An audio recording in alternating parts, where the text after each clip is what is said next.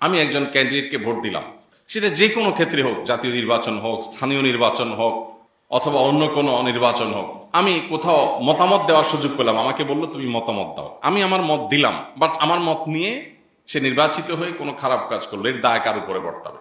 অনেক বড় একটা প্রশ্ন। তো এটার উত্তর হলো, একটা হলো যে একজন মানুষের ব্যক্তিগত ভুল বিচ্ছুতি, একান্তই ব্যক্তিগত, যেটা আগে থেকে কোনো আগাম ধারণা করার সুযোগ নেই, এটা লোকটা গুনাহে লিপ্ত হয়েছে, এটা খারাপ কাজ করেছে, তো এটার দায় তার। আল্লাহ কোরআনে কারিমে বেশ অনেক জায়গা বলেছেন, ও আল্লাহ তাজিরু ওয়াজরাতুন উজরা উখরা, কোন ব্যক্তি আরেকজনের পাপের বোঝা বহন করবে না, সে পাপ করছে তার পাপ তাকে পাবে।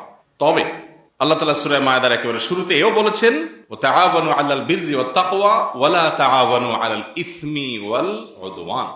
পাপ এবং সীমালঙ্ঘন হবে তুমি জানো।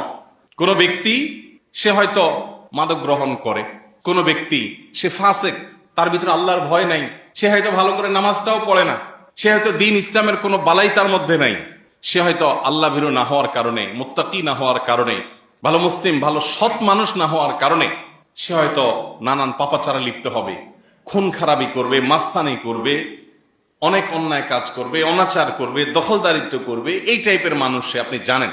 এরপরে যদি আপনি সেখানে ভোট দেন, কেন? দলীয় আনুগত্য কিংবা আপনার অন্য কোনো স্বার্থের কারণে, তাহলে যদি আপনার এই ভোটের পর এই লোক নির্বাচিত হয়ে অন্যায় কাজ করে, তাহলে তার একটা ভাগ আপনাকে বহন করতেই হবে।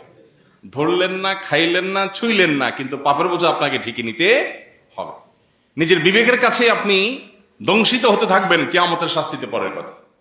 তো এই জন্য এই জায়গাটাতে একজন ইমানদার মানুষ হিসাবে আমানতদারিতা রক্ষা করাটা খুবই গুরুত্বপূর্ণ।